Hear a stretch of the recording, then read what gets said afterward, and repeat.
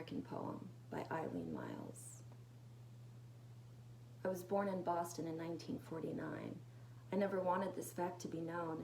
In fact, I've spent the better half of my adult life trying to sweep my early years under the carpet and have a life that was clearly just mine and independent of the historic fate of my family. Can you imagine what it was like to be one of them, to be built like them, to talk like them, to have the benefits of being born into such a wealthy and powerful American family? I went to the best schools, had all kinds of tutors and trainers, traveled widely, met the famous, the controversial, and the not so admirable. And I knew from a very early age that if there were ever any possibility of escaping the collective fate of this famous Boston family, I would take that route, and I have. I hopped on an Amtrak to New York in the early 70s, and I guess you could say my hidden years began. I thought, well, I'll be a poet. What could be more foolish and obscure? I became a lesbian. Every woman in my family looks like a dyke, but it's really stepping off the flag when you become one. While holding this ignominious pose, I have seen and I have learned, and I am beginning to think there is no escaping history. A woman I am currently having an affair with said, "You know, you look like a Kennedy." I felt the blood rising in my cheeks. People have always laughed at my Boston accent, confusing large for lodge and party for potty. But when this unsuspecting woman invoked for the first time my family name, I knew the jig was up. Yes, I am. I am a Kennedy.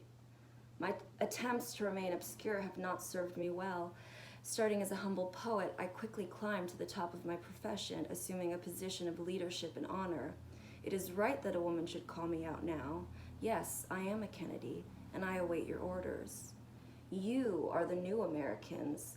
The homeless are wandering the streets of our nation's greatest city. Homeless men with AIDS are among them. Is that right? That there are no homes for the homeless? That there is no free medical help for these men and women? That they get the message, as they are dying, that this is not their home? And how are your teeth today? Can you afford to fix them? How high is your rent? If art is the highest and most honest form of communication of our times, and the young artist is no longer able to move here and speak to her time, yes, I could, but that was 15 years ago, and remember, as I must, I am a Kennedy. Shouldn't we all be Kennedys? The nation's greatest city is home of the businessman and home of the rich artist, people with beautiful teeth who are not on the streets. What shall we do about this dilemma? Listen, I have been educated. I've learned about Western civilization.